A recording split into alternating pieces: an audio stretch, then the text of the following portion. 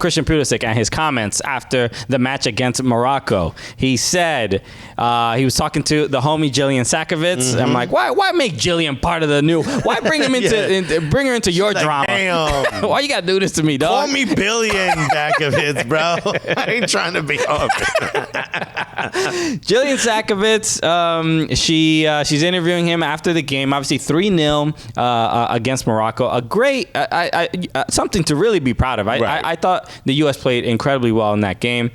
And his comments are basically like, he was like, hey, you know what? To be honest, I'm a little disappointed with how many Americans are here at the stadium, which is already, it's just... Look, there's so many rumors about this guy wearing red hats. You can't. I mean, we've been.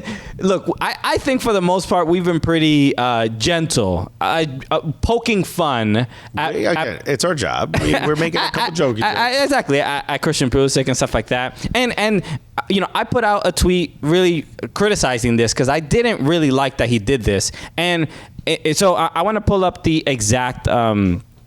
Comment so I don't just get it wrong, but the essentially him saying like there aren't enough Americans here, like that's already you can't say that, or that's that you can't. I mean, look, you can look, what he really meant was there wasn't enough support for the American team here, right? And that's what, look, there was empty seats. Some people were saying it's expensive tickets, blah blah blah. Right, so it's a friendly. So this, so this is the interesting thing. If we're just going to look at it on its face value, so it's not wrong. So people were, people interpreted it's stupid. It's not wrong. People interpreted this in different ways. I'm shocked. I took it as he was criticizing the fans who were not there. Right, it's like when we're doing a stand-up show and there's 12 people here. Are you gonna be mad at? Well, remember when we did Virginia Beach? Right. Like that was the worst show of the entire run. The audience, there was not many. There weren't many. There wasn't much. And the ones that were there, we had a friend. Really didn't like Alexis. Yeah. There was a woman, by the way, that hated the guy before me, but complained about me on the way out because I swore too much. I didn't tell you to bring your stupid kids to the show, lady. Calling the kid a stupid kid usually. She thought it was going to be soccer jokes. And I'm like, you clearly did it. You could have just thrown our name into Google. But remember after the show, that guy interviewed us real quick, and you said there wasn't enough Americans here. Right. I was like, wow, Christian, really going for the Southern vote here. Hey, look, you like my Blue Lives Matter shirt? He was like, there wasn't enough Americans here, and why do we need to move the statues? It's Christian's heritage, he says. Hey, sit down. I'm trying to talk to you. Is the tiki torch too much? Is it blocking my light? So look, it's a poor choice of words that could be misinterpreted, right? Right. So and that's why I get frustrated about it. It's like I know what his intent is, but if you're what could he have said though? There aren't. Yeah, I mean, he should have said specifically there aren't many U.S. men's national team fans here, which is fine. I mean, I don't even think he needs to say this at all. This is my perspective. I mean, okay, to play the opposite here, if this is going to sound rough, no matter how I say it, but if it was U.S. versus Mexico, you're right to say like, yo, there's a lot of Mexicans here. Well, yeah, but that's obvious. They say that. So then you could say there's not enough Americans here. But okay, so the main thing is when you say there's not enough, or right. It's who? Okay, he should have just said there were too many empty seats. Sure. He would have gotten away with it just fine. It's just, look, the choice of using the word Americans is obviously... He's talking about men's national team. We know that. Odds are the fans are going to be American. So, but this is the problem. If he is going to be... He's a captain of the team. The baggage he has makes us think, wait a minute. But not even that. Forget the baggage. Is this a dog whistle? Are we woofing right now? But that's the problem. It's like, yo, if I obviously have the utmost respect for his game and his journey, and I'm a fan, and I'm supporting his play. If he is the captain of the U.S. men's national team, what is the leadership role that you want to have? Elo Stack said Pulisic still meant McKenny ran through the fam. By the way, I think that rumor has been already debunked. Yeah. And also, shouts to Pulisic's sister, who's announced she's pregnant recently. Okay, so congrats. The photo. is not Weston McKennie who's holding her belly. It's another person. Anyway, so Juan Vargas said, they're hella mechs round here. Shouts to Brush. So the issue I have is, look, he is the captain. By the way, Brush, I brought you up on yesterday's show. You should listen to it. Right. He is the captain of the U.S. men's national team. He is.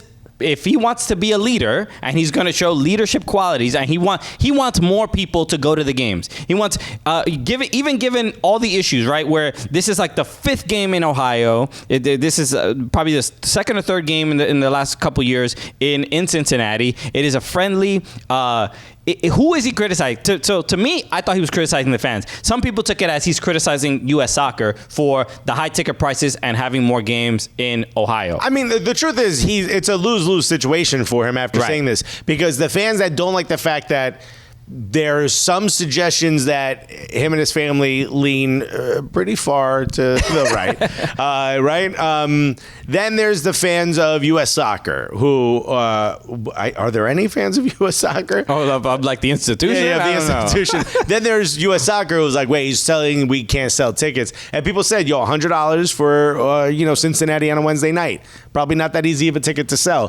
Then there's everyone else who was like, oh, he's saying that there shouldn't be more fans of the other team and blah, blah. Like, he's really in a lose-lose situation here. I kind of feel a little bit for the guy. I'm not saying he's completely clear of any fault here, because he said it. And now you got to stand by what you say. If you're going to be a leader and you say some shit like this in an interview, well, this wasn't asked of you. Yeah, this is why it feels like, look, if you're going to be a leader, then pick your platform, right? If your platform is, yo, let's get people out to games, being like, yo, there's nobody here is not probably the best way to get people out to games. That's my opinion. I'm going to disagree with you, because look at how much we're all talking about it.